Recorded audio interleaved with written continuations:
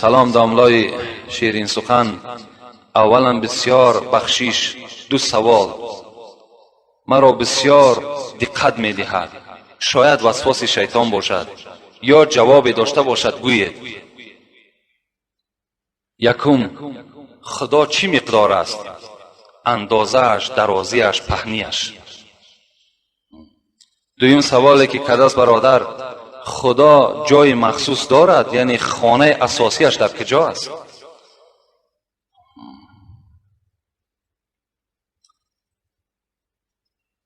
یعنی برادر سوال کردن که همین اندازه خدا چند قدر است؟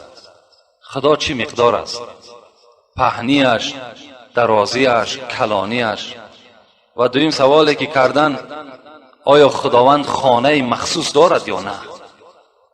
یعنی این دو سوال میگد مرا خیلی دقت میداد.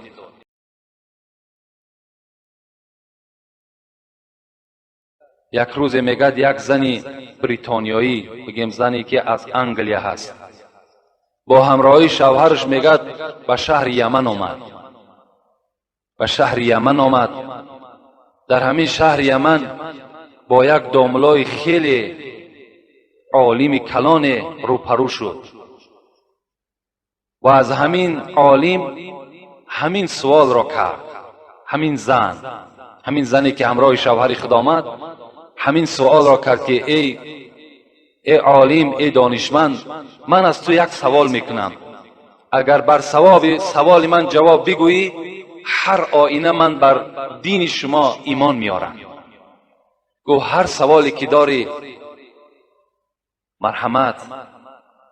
میگد این زنی که از بریتانیا آمده بود گفت همین خداوند طول و اندازش چی مقدار است؟ این خدایی که شما در هر حالت مشکلاتی دست میبردارین از او ذات طلب میکنید چی مقدار است؟ این عالم گفت این مردی که در پهلوی تو هست کی است؟ گفت این شوهر من است. گفت شوهر تا دوست میداری؟ گفت بله شوهر من دوست میدارم. گفت بر من خبر بده که چی مقدار دوستش میداری؟ اندازه شو بگو چند کیلومتر تو همین شوهر تا دوست میداری؟ کیلومترش بر من معین کن. چند سانتی متر، چند کیلومتر همین شوهر تا دوست میداری؟ این زن میگه در حیرت ماند. گفت این از قیاس بیرون است. گفت از عقل بیرون است. محبت بر محبت شوهر ما چین کرده نمی شود. میگن این عالم گفت مادامی که محبت مخلوق خدا هست خودش، وقتی محبت تو گفت با عقل خود چین کرده نمیتانی، این ذاتی که خود میگوید لیس کمثله شیء و هو سمیع بصیر، اون ذات خودش میگه که مثل من نیست. مثل من نه در زمین نه در آسمان نیست. اونو چگونه من برای تو معین کنم که چه اندازه دارد؟ تو وقتی یک محبتی شوهرت بر من چین کرده گفته نمیتانی. این زن وقتی میگه این سخن شنید در تعجب ماند، بلند گفت لا اله الا الله محمد رسول الله.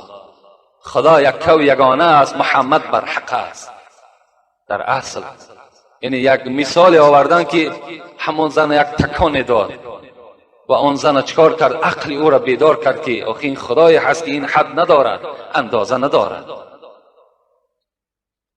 بلکه چی؟ این دویم سوالی که این برادر کرده است، خدا را مکانش در کجا است؟ عقیده اهل سنت این است که خدا مکان ندارد. بلکه این من بر 4 مصرع شعری بر تو میگم که بابا افضل کاشانی میگوید ای صاحب این مسئله راهنما، ای صاحب این مسئله راهنما، میدان به یقین، میدان به یقین که لامکان است خدا. خواهی که تو را کشف شود این معنا. اول چی گفت حضرت؟ گفت خدا لامکان است، یعنی مکان ندارد. اگر بخواهی این که تو برای تو اثبات کنم که خدا لامکان است، خواهی که تو را کشف شود این معنا، جان در بدنت ببین کجا دارد جا. در همین بدن خود جان نگاه کن که در کجاست جان. تو جان مکانش نمیدانی. از این خاطر مادام جان که مکان ندارد، خدای تو هم مکان ندارد. در همه جا خدای تو موجود است. در بعض حدیث ها می آید که رسول الله را گفتن خدا در کجاست؟ رسول الله حواله کردن در دل بنده مؤمن است. در دل همه ما و شما مکان خدا هست. از این خاطر رسول الله چی گفتن؟ من حدم قلب المؤمن فقد حدم بیت الله. کسی که اگر دل یک بنده مؤمن آزار میدهد، همچنان است که خانه خدا را ویران کردگی است. از این خاطر خانه خدا در کجاست؟ در دل همه ما و شما است. السلام علیکم داملای عزیز، میبخشید یک جمعه در باره همسایه با همسایه چه حق دارد، همسایه بالای همسایه چه فضیلت دارد، ببخشید داملا خبر میدادید. همسایه بالای همسایه، حدیث پیغمبر خدا که ما زال جبرائیل یوسینی بالجار حتی ظننت انه سیورثوه، این حدیث پیغمبر خدا هست که هرگاهی که جبرائیل نزد من می آمد، بر من چنان در حق همسایه گپ میزد که صحبت میکرد که گمان میبردم این که وقتی که اگر همسایه از دنیا بگذرد، همسایه هم حق بر است. یعنی اینقدر تأکید زیادی هست که حتی همسایه هم میراث بر است گفته در گمان من میگذر. از چی؟ از تأکید بسیار جبرائیل که با همسایه رفتاری نیکو کن.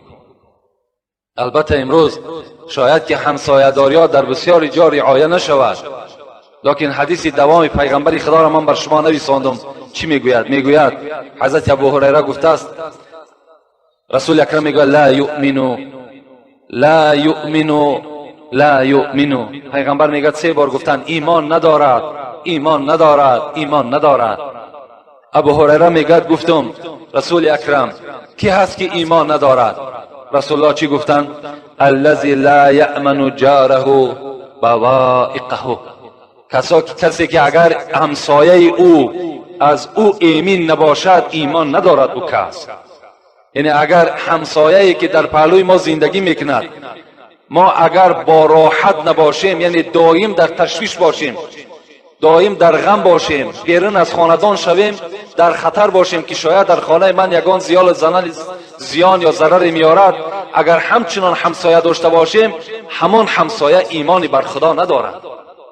همسایه باید در نبودن همسایه مثل خاندار چکار کند؟ خانه همسایه را پاسبانی کند. در حق همسایه هر جایی که میشه سخن نیک بگوید.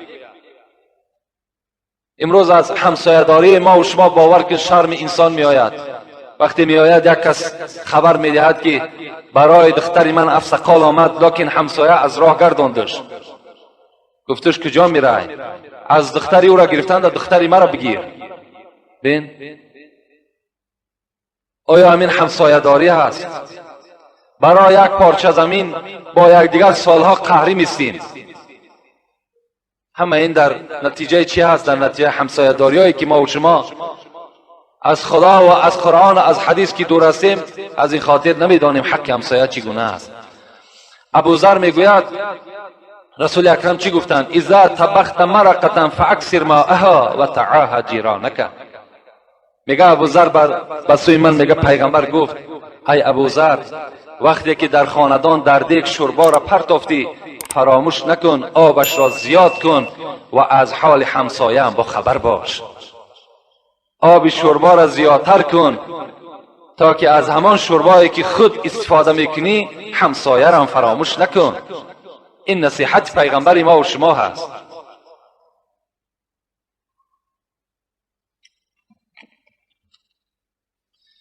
السلام علیکم داملای عزیز، میگویند که در آب پیشاب کردن اوبال است، ولیکن در شهر نجاست های خود را به آب پیش میکنند. این چی میشود؟ به ما میفهموندید؟ البته این ضرورت است. امروز این سکسی هایی که مردم ما و شما زندگی میکنند، البته این از سبب بیشرایطی هست، و الا تمام همون مردمی که در همون سکسی ها زندگی میکنند، هیچ کدام همون باور که زندگی داخل همون را اختیار کردگی نیستند. اونها را میخواهند که در همین زمین جای داشته باشند، زندگی کنند، لیکن دست نارسا، شرایطی ناخوب اونها را مجبور کرده است که در همون خانه ها زندگی کنند.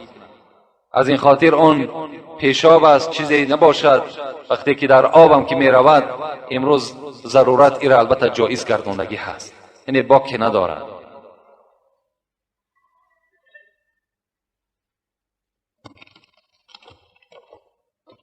السلام علیکم حضرت حاجی میرزا مراد، از شما خواهش می نمایم که این درخواست مرا اجرا نمایید. من در یکی از نمازهای جمعه از زبان شما یک غزل مولوی جنونی را شنیده بودم و تنها 2 مصرع اول آن در خاطرم هست که چنین است: تو طمع داری که با چندین گناه داخل جنت شوی ای روسیا. این غزل بر من خیلی پسند آمد و باز می خواهم این غزل را برای ما قرائت و تحلیل کرده دهید. با احترام مخلص شما. این از مولوی جنون نیست، این از مولوی رومی هست. میگوید جد تو آدم بهشتش جای بود، یعنی حواله به سوی بابای ما و شما، پدر ما و شما حضرت آدم میگوید جد تو آدم بهشتش جای بود، قدسیان کردن بهر او سجود. وقتی که بابای ترا میگد مولوی رومی داخل جنت کردن، تمام فرشته ها چیکار کردن؟ تا تمام فرشته ها سجده این حضرت آدم میکردن، در پیش پای این سجده میکردن. یک گناه ناکرده گفتندش تمام، مذنبی مذنب برو بیرون خرام.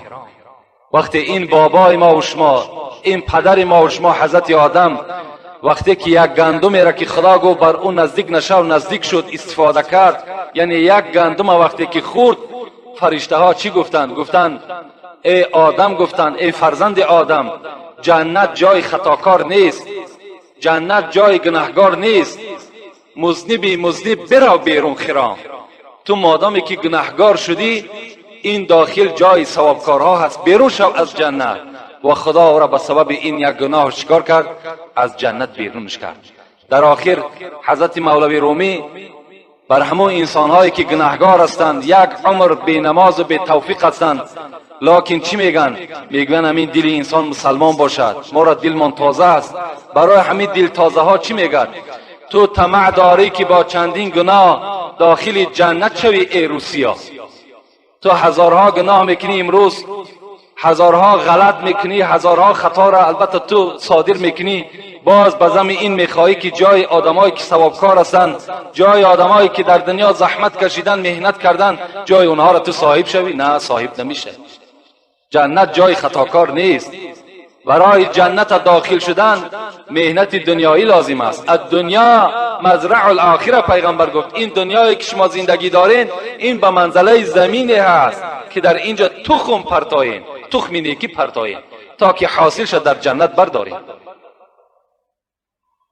کاری ثواب ماندگی باز امروز خواهر اپای ما و شما را بین ملامت میکنند که تو سطر داری یا تو نماز جمعه میرای.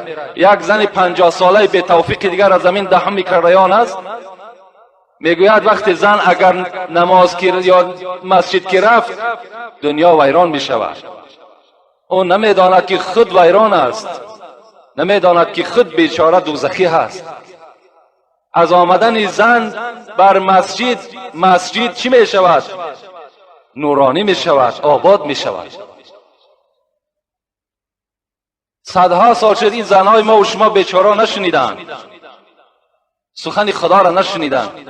از این خاطر مردها امروز هیچ قدری ندارن. مادرای ما و شما آمده نشینند، صحبتها را گوش کنند.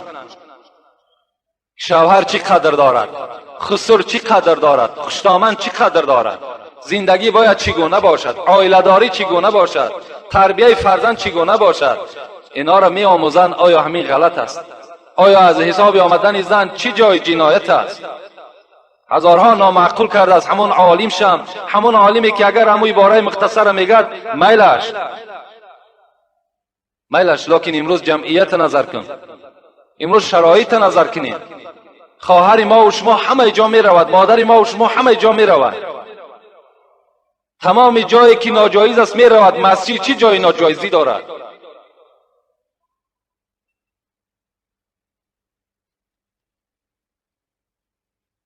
سلام علیکم حاجی بابا، اگر زن دست خود را لک مالد آیا جایز است؟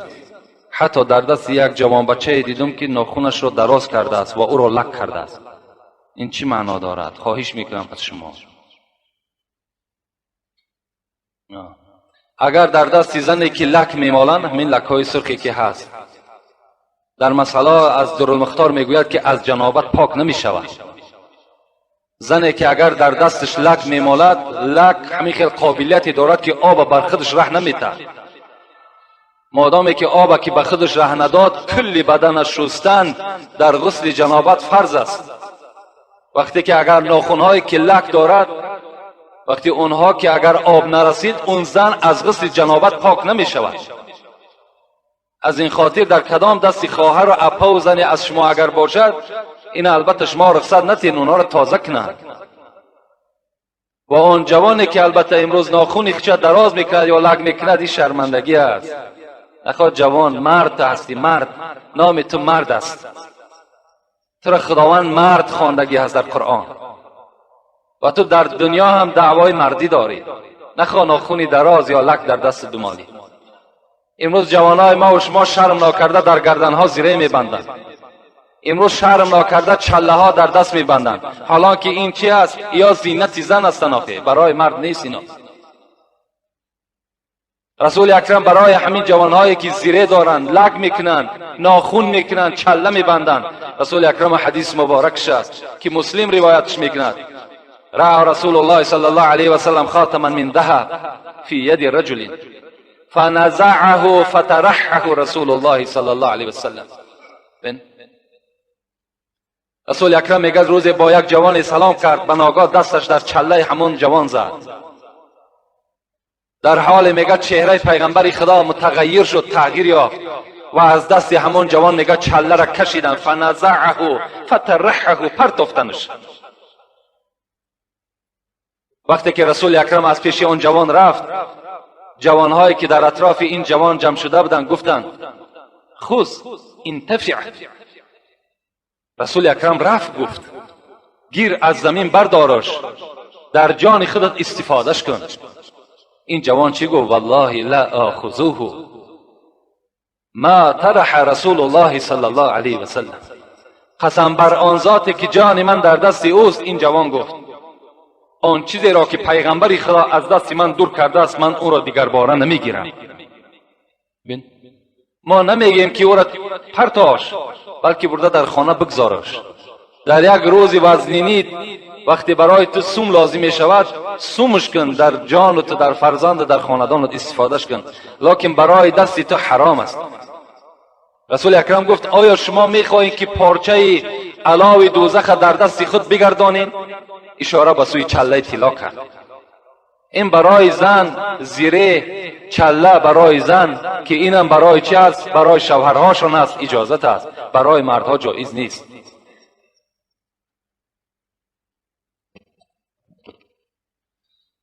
السلام علیکم حاجی الله مرزا. رحمت و درود خداوند در حق شما که ما بسیار مسئله آگاه میشویم. سوال من این است: در اصول دین میخوانم که تولا و تبرع چی معنا دارند؟ اصول دین هست. اصول دین برادر 8 قسم است. ما و شما میگوییم اگرچه اصول دین از ما نیست، از ما و شما اصول دین ما و شما چی است؟ بنی الاسلام علی 5. پیغمبر خدا میگوید اسلام ما و شما 5 پایه دارد. چی است؟ شهادت ان لا اله الا الله و اقام الصلاة و آت الزکات و صوم رمضان و الحج من استطاع. 5 چیزی هست در اسلام ما و شما، همین است اصول دین ما و شما. این چی است اصول دین؟ یکم کلمه شهادت گفتن است، دوم 5 وقت نماز خواندن است، سوم زکات مال دادن است، چهارم روزه ماه رمضان داشتن است، پنجم حج در گردن شخصی که قوت حج داشته باشد.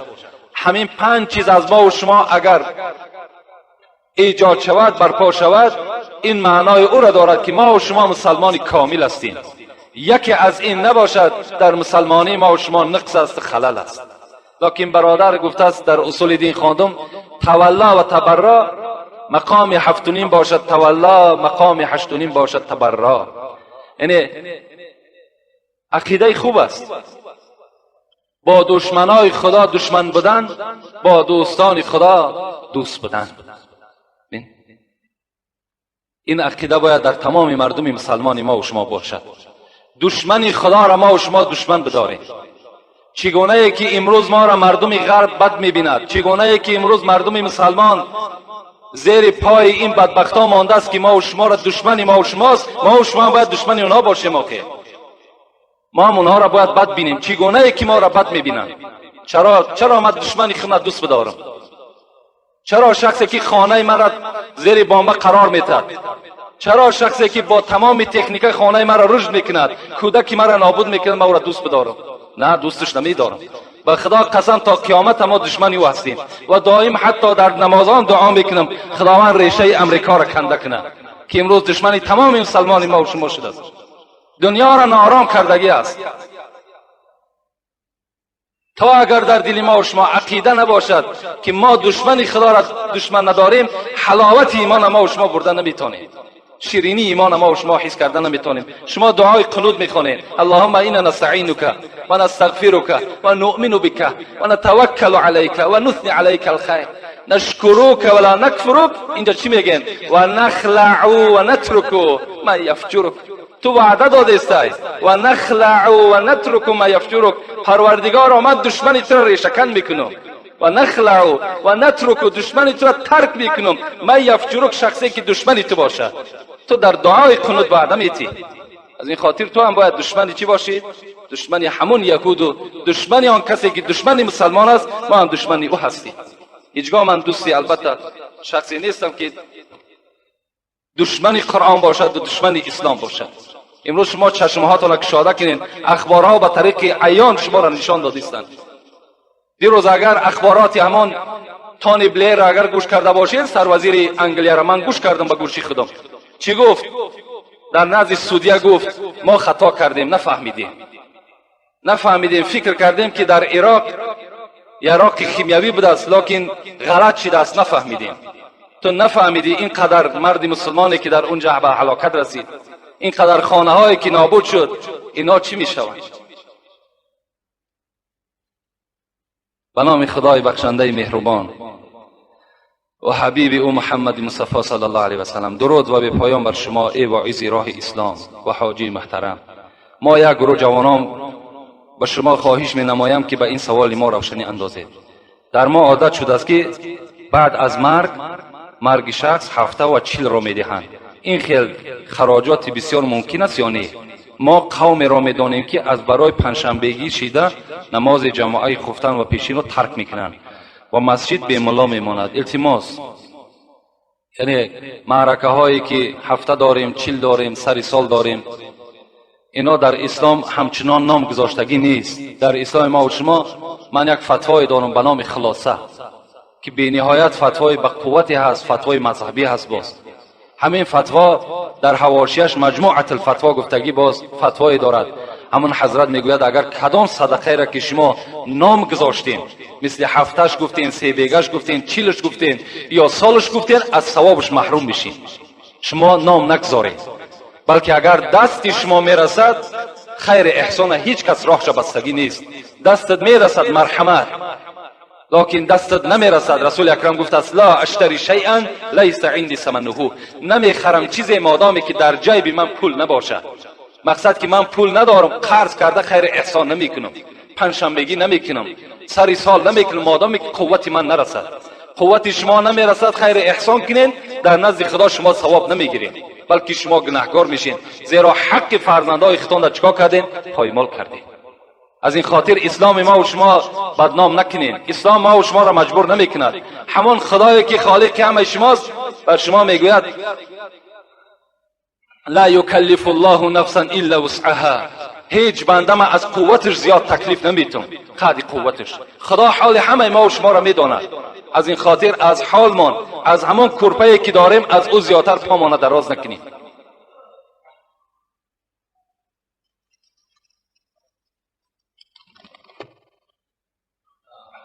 السلام علیکم برادر محترم داملا میرزا. بعد سلام یک دو سوالی دارم و میخواهم که این سوالها رو شما در نماز روز جمعه تحلیل کنید. مردی که بیراهگردی زنش را میداند، یعنی با مرد بیگانه ملاقات دارد و این مرد یگان چاره نمیبیند، زندگی همین را از روی شریعت درست است. البته درست نیست. زنی که به اجازت شوهر از خانه بیرون می شود در ملامت خدا و ملائکه خدا می ماند.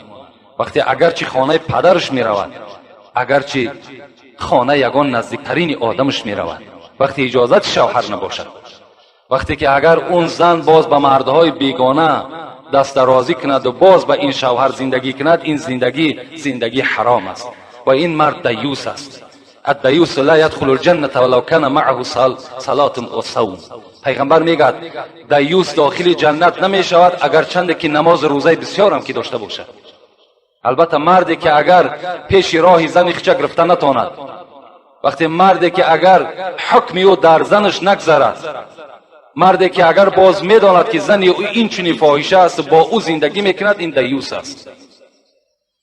زنی که با چنین کارهای ناشایان دست زده و بعد به چیزهایی که برای هر یک انسان مقدسند قسم میخورد، مثل قرآن، خدا، سیوم به فرزندهای خود، عاقبت این زن عاقبت هم ندارد. وقتی زنی که خود بدکردار باشد و بعدا باز قسم به این چیزهای مقدس بخورد، برای ما و شما این قرآن مقدس است.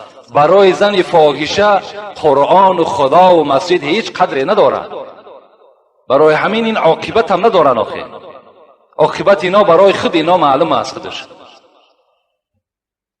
التماس زاملای محترم همین مکتوب ها رو. السلام علیکم زاملای عزیز. آیت یخرج من بین صلب و ترائب را ترجمه میکردید مخلصان شما. در سوره طارق آیتی هست یخرج من بین صلب و ترائب، یعنی خداوند چی میگوید؟ خلقت انسان میگد. انسان میگد خارج، انسان پیدایشش از آبی که از پشت آدم و از بین دو سینه مادر جدا می شود، از همین پیدایش آدم از همین ها صورت میگیرد. یعنی مقصد از صلب و ترائب، مادامی که مفسران میگویند مقصد این نیست که در همین پشت انسان یگان خلطچه باشد که همون آب در داخل هم خلطچه باشد و وقتی شهوت مرد که کشاده شد همون آب راست از پشت هوی خورده رفته در رحم مادر داخل شود. این چنین نیست میگه، بلکه مادام خدا صلب گفت یعنی پشت گفت یا ترائب گفت، بین قفس زن، سینه قفس زن وقتی خدا ذکر کرد، مقصد کل بدن در نظر دارد. یعنی آبی که از مرد و زن یک جا می شوند اینها از تمام بدن هستند. این مقصد این است. برای همین مفصلتر اگر برای کسی لازم باشد باز آمده مراجعت کنین، انشاءالله جواب میگیم. السلام علیکم داملای محترم. بعضی شخصان میگویند که گناه میکنند، بعد میگویند که این گناه را خدا در تقدیر ما نوشته است. بگوید که گناه از کدام جانب است؟ سوال دوم، نوشیدن کواس ممکن است یا نه؟ سوال سوم، چیزهایی که مست کننده است حرام است. شیر اسب هم مست میکند، آیا حرام است؟ چهارم، گوشت جیره حرام است، در کسلی خوردن ممکن است یا نه؟ 4 سوال دارن، ممکن به همین انجام میتیم. یکم، گوشت جیره حرام است، خوردن او حرام است. علی خصوص مادرهایی که گپی مرا میشنوند با دقت گوش کنین. رسول اکرم میگوید ان الله لم یجعل شفاءکم فی ما حرم علیکم. خداوند شفای هیچ کدام شما را در مال حرام جدا کردگی نیست. از حرام شما شفا نمیابین. پیغمبر شما برای شما خبر داده. هیچ چیزی که حرام است، خواه خرس است، خواه جیره است، خواه صغر است، خواه سنبقه است، یعنی اینها امروز در ما و شما دوایی شدگی هستند، اینها همش حرام هستند. خداوند بر اینها برای شما شفا گفتگی نیست میگه. از این خاطر سگ هم حتی استفاده میکنن، مگر فقهای ما و شما، علمای ما و شما گفتند اگر تمام حلال کرده خدا را استفاده کن، همه داروهایی که از امروز خدا را شکر طب ما و شما پیش رفته است، تمام دارو، تمام طبیبای خوبی هست که تمام کسلی قریب دوا دارد. شرط نیست که همین در حال تو خونکیت زده یا روغن خرس یا که مثال روغن صغر بخوری، نه، بلکه تو این حلال کرده های خدا را استفاده کن. از حلال کردهای خدا که استفاده کردی شفا ندیدی، بعدا یگان شخص طبیب حاذق باشد یقین بداند که همین گوشت جیره در همین کسلیت فایده دارد، انا اون صورت برای تو جایز می شود. بعد حلال کردهای خدا را همش استفاده کردن، یک باره به حرام کرده خدا دست نزن که البته گناهکار می شوی. چیزایی که مست کننده هستند مثل میگه شیر اسب مست نمیکنه، اگر مست هم که کند این حرام نیست. نوشیدن کواس حلال است، کواس این درجه ندارد، کواس این مست کننده هم نیست. انا پیوه که درجه دارد حرام است. مثال آدمی که اگر پیوه را می نوشد، اگر مثال بگیم نیم سطیلش هم که اگر مست کند یک قطرش هم حرام است، لیکن کواس مست کننده نیست. و این سوال بالاگی کردن من مختصرا جواب میگم.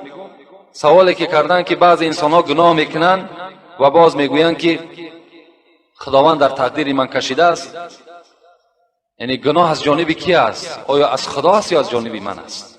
این باب تقدیر است. تقدیر بسیار یک مسئله مهمی هست که شاید که عقل ما و شما بر این نگیرد. حتی وقتی که حضرت عمر میگه با ملک شام رفت، در شام کسل آب پرتایک بود، حضرت عمر داخل ملک شام نشد. مردم گفتن ای عمر، تو گفتن اگر داخل شو در ملک شام، اگر در تقدیرت باشد کسل بر تو میگذره، در تقدیرت نباشد نمیگذره.